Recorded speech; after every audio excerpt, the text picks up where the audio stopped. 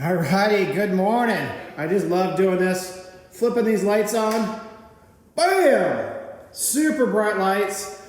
Actually, there's a couple dead spots in the back there that I might throw another set of lights in. We'll see how it goes. I also got some plans for some lights that attach to that garage door, so when it's open, it has those there as well. We're just gonna explore and check out all this stuff we got going on here. These are the cabinets, doors that we painted last night. They're looking good. There's a few touch-up spots, but I think what I'm gonna do is I'm gonna hang these doors. I'll let them cure on the cabinets, and when I get back from my trip, we can go ahead and put all the little rubber bumpers on and all that other fun stuff, but they'll be fully cured, kind of hanging out there. And they're out of the way. I actually noticed I damaged one yesterday slightly when I dropped it. So we'll get these cabinet doors hung. That way they're out of the way and not prone to damage. It kind of help clean up things around here. So that's what we're gonna do today. In addition, we're gonna throw up the under counter lights. We're gonna try to figure out what we're gonna do about that TV, and that's not too important. But the big thing today is what we're gonna do is we're gonna mount these lower cabinets, get those suckers put in around this corner. I like to get the countertop in, the lower cabinets in. There's a little bit of duct work I gotta figure out. There's, like I mentioned earlier, there's the heat and air conditioning. That's one of the outlets for the garage. Another one over there in the corner, providing great heating in the garage. Yeah, it's 20 degrees outside and nice and comfortable in here, so it's a great working environment. As I mentioned earlier, when you're building your garage or your area, your work zone to work, you gotta make yourself as much comfortable as possible with the situation you have. I'm gonna set my tea down here. Got the Boeing Heritage Museum collection with my Tazo tea. Loving it this morning. It's my traditional morning tea.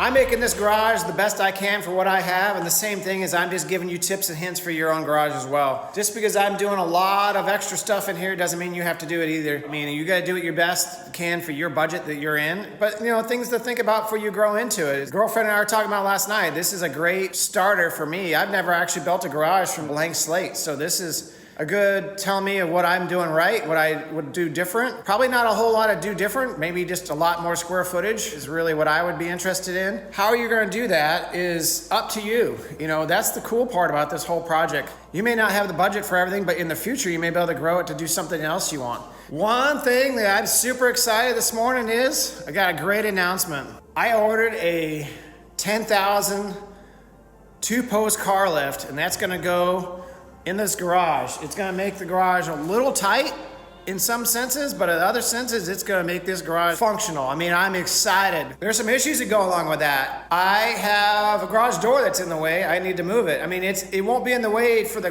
lift, but it will be if I wanna have the garage door open and bring the car in, lift the car up with the garage door in the place. I'll flip you back around, show you what's gonna go on, but I am super excited. It's kind of like I wouldn't say the pinnacle, but it's one of the awesome tools you get to have in a garage.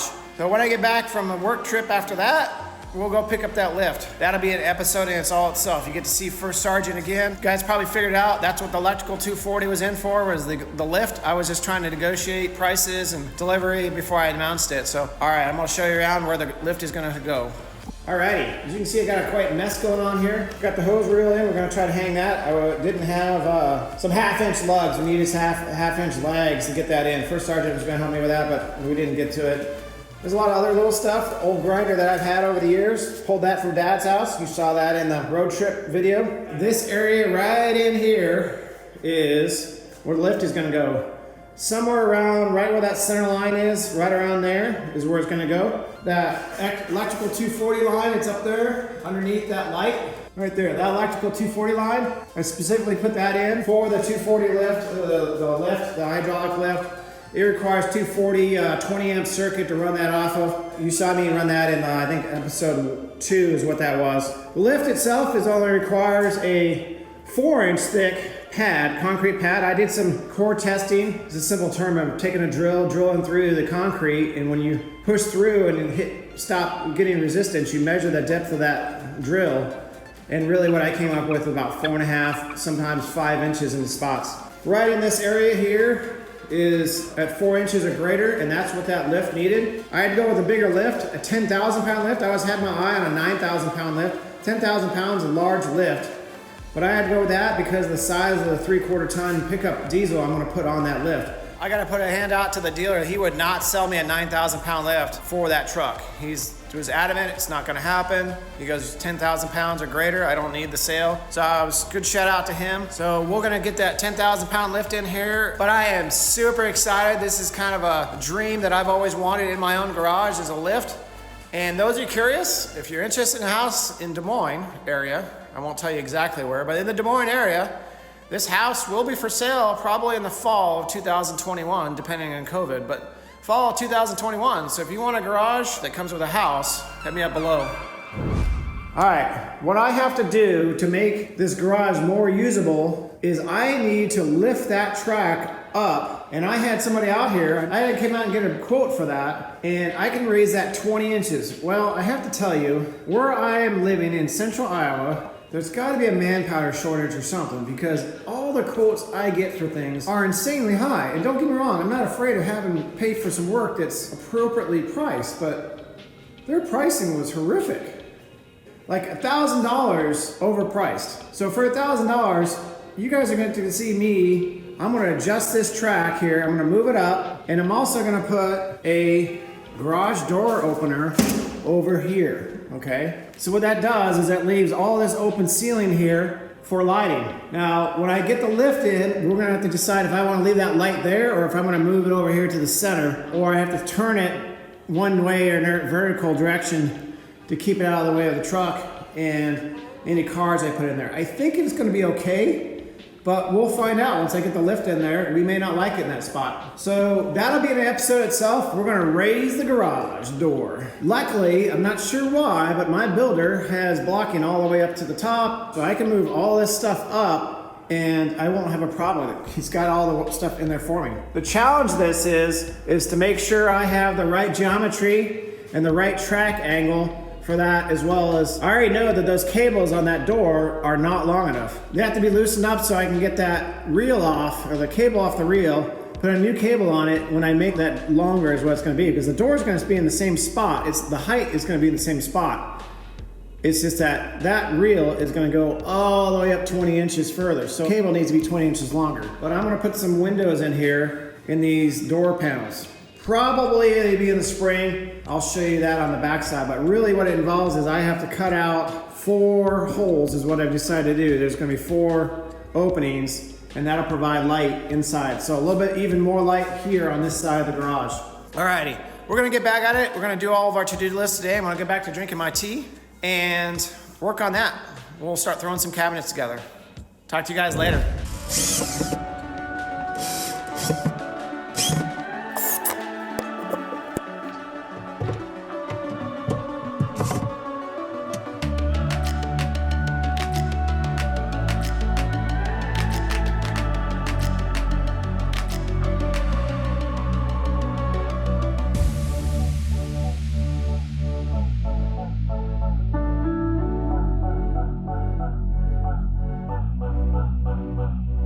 Okay, you gotta make it level across, otherwise you're gonna visually look at it and it's gonna bother you. That's what I'm doing here, is you're trying to make the bottoms of all these level across. Tops not as much because you're not up there looking at it.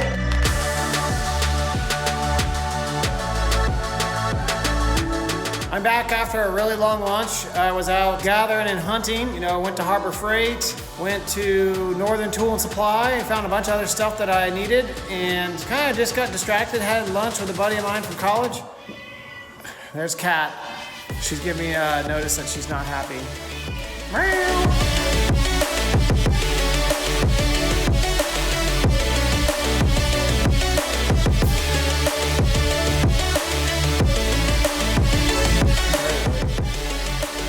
Hi, talking to the little lady.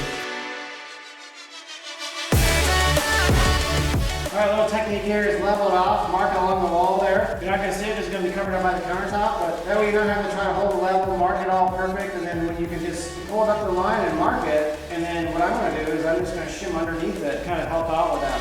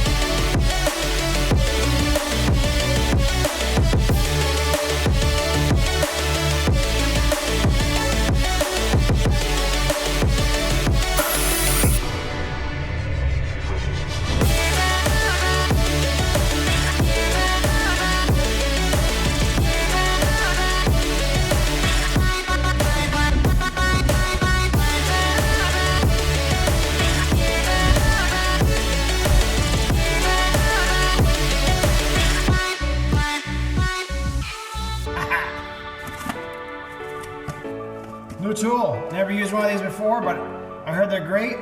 I picked it up at one of those cheaper stores, so if it breaks, I probably got what I paid for it. Alrighty. Directions. Where's those?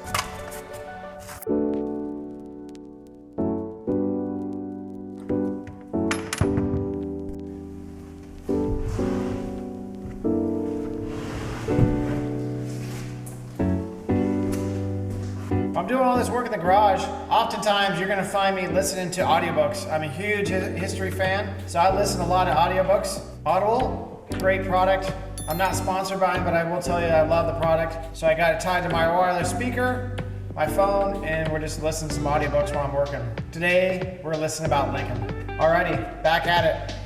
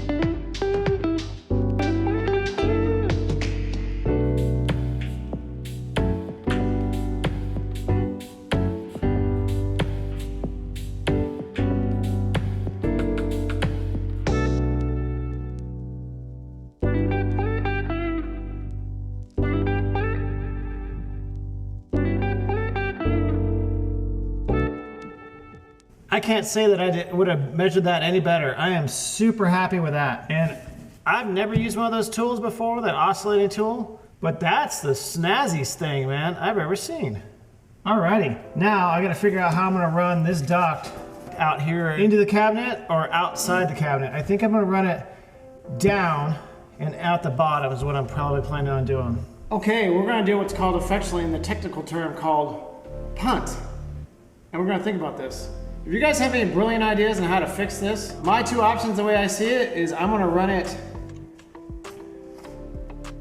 through the cabinet and out the door, which I'm not necessarily like the idea of that, or I run it out here, make a 90-degree bend, and then run it underneath the cabinet. The problem is I have to seal the cabinet back there, as well as underneath all that area, for the air to come out in a directed area. I'm thinking the most efficient way to keep my air moving is to run it straight through the cabinet. Put your comments down below. I will not get to this before I leave, and definitely will probably lean on the edge of think about it a little bit. I often do that. I'll let it sit and stew. I'll look for your comments, your suggestions. On to the next thing. We're gonna put these countertops in. I gotta run to the store and get some screws for those and a bunch of other little stuff. That's what's next. I'm gonna move on to this countertop. I got it set up on saw horses at a 90-degree angle following the directions. I'm gonna put it together here, flip it over, and also have to do a cut on one side here as well. So I'll get that done as well, and then we'll put the countertop in place and secure it down. Several representatives from the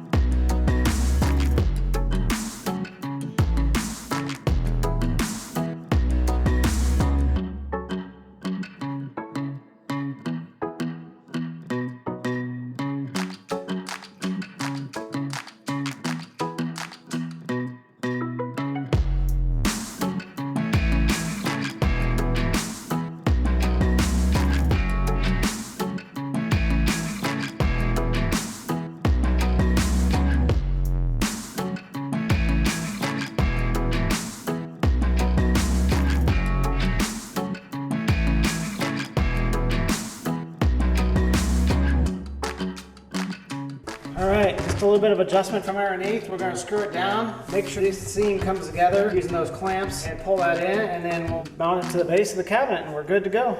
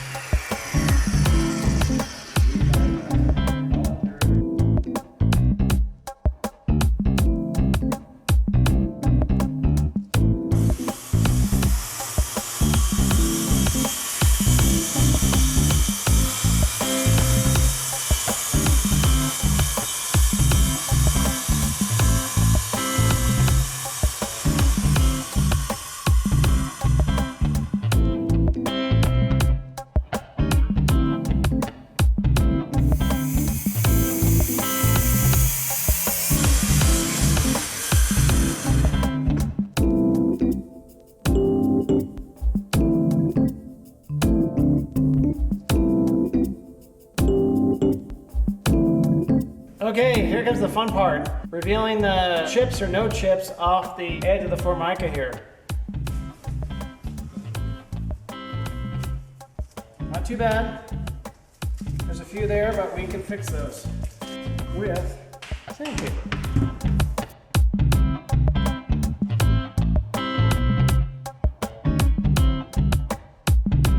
A little bit of chipping right here, but other than that, it's good.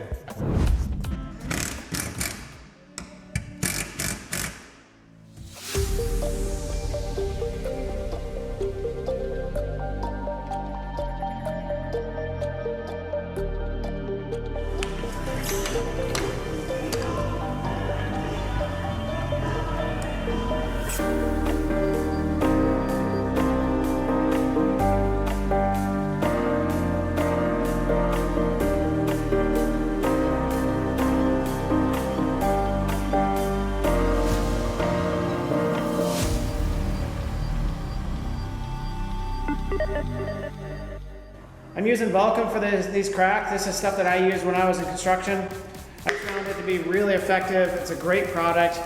It's a standby product, and I didn't look for anything else other than that when I was out to decide when I was filling these expansion cracks. Again, these expansion cracks I'm filling them in is just for aesthetics, basically. You could leave them. I just didn't want water and dirt and dust to get back in there. It's just more aesthetics and cleanliness thing. All right, get back at it.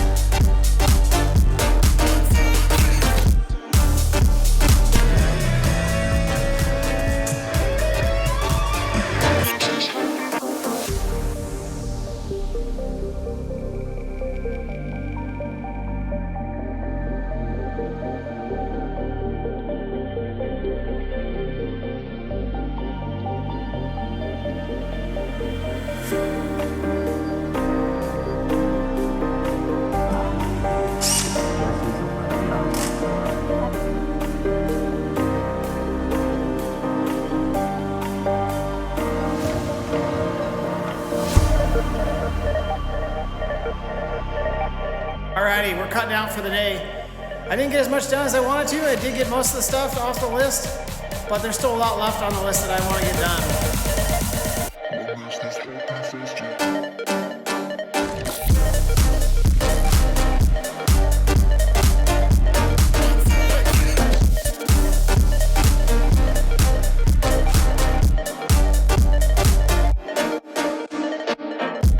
Got the countertop in, decided to cut it off. I did chop off a little bit here. I left a little bit of overhang. I wanted to maybe hang some hooks from there or whatever. So I still gotta paint the end of this cap here, and that's okay. I'm gonna do that when I do all the touch-ups of these cabinets.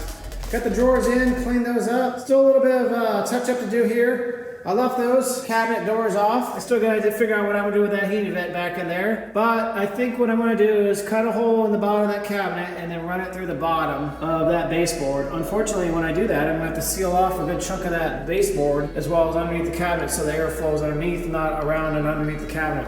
All right, I did drag out the toolbox, trying to figure out where to set that. All right, and last but not least, started the caulking. As you can see, I still got a lot left to go, but I started the caulking in the floor here. So all the ceilings around this outside edge are all caulked. I decided to do the center of the building or center of the garage, all those seams there, and they'll be all done. I did those walls over there. So that's it for the night. We'll talk to you guys later.